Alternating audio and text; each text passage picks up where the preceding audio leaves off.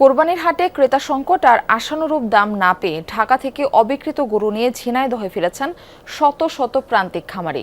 এখন তাদের নতুন দুশ্চিন্তা, ঢাকা থেকে ফেরা বেশিরভাগ পশুই মুখে ঘা ও খুরা রোগের মতো বিভিন্ন সংক্রামক রোগে আক্রান্ত। বিজলি কেবলসের স্কিন কোটেড ইনসুলেশন আগুন প্রতিরোধী। বিজলি কেবলস, নিরাপদ আজীবন। লাভের আশায় এবারের কোরবানির ঈদে ৩৪টি গরু প্রস্তুত করে ঢাকার হাটে এনেছিলেন আম্বিয়া খাতুন লাকি, কিন্তু ক্রেতা সংকটে কাঙ্ক্ষিত দাম পাননি। উল্টো গাড়ি ভাড়া সহ অন্যান্য খরচ মেটাতে ৪ লাখ টাকা লোকসানে বিক্রি করেছেন ২২টি গরু। বাকি ১২টি গরু নিয়ে ফিরেছেন বাড়িতে। এখন নতুন সংকটে পড়েছেন এই নারী উদ্যোক্তা। ফেরত নেওয়া গরুগুলো খুরা রোগে আক্রান্ত হওয়ায় বড় ধরনের লোকসানের ঝুঁকিতে তিনি।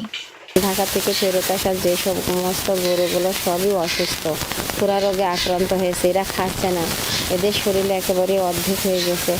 খামারিরা বলছেন লাভের আশায় ধার দেনা করে পশু লালন পালন করেছিলেন। কোরবানির হাটে আশানুরূপ দাম না পেয়ে অনেকেই গরু ফেরত নিয়ে যান। ঝিনাইদহের ৬ উপজেলার বেশিরভাগ খামারে গরু সংক্রামক রোগে আক্রান্ত হওয়ায় দিশেহারার শত শত প্রান্তিক খামারি।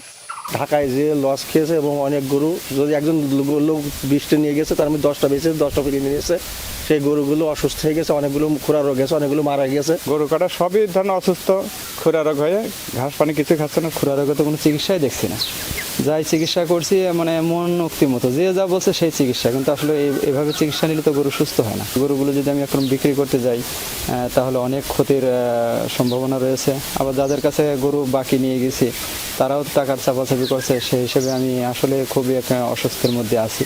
প্রাণী সম্পদ বিভাগ বলছে হাটে দীর্ঘক্ষণ দাঁড়িয়ে থাকা এবং দূরপাল্লার যাতায়াতজনিত ধকলে গরুগুলো খুরা রোগে আক্রান্ত হচ্ছে।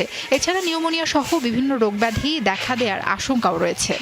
প্রত্যেকটা উপজেলাতে অল্প অল্প কিছু গরু ফেরত আসছে, যেগুলো আসলে এখন আসার পরে বিভিন্ন রোগের সম্মুখীন হচ্ছে। আমি বলবো দ্রুত তারা আমাদের উপজেলা প্রাণী সম্পদ অফিসের সাথে যোগাযোগ করবে এবং আশা করি চিকিৎসা দিলে এগুলো ভালো করা সম্ভব হবে।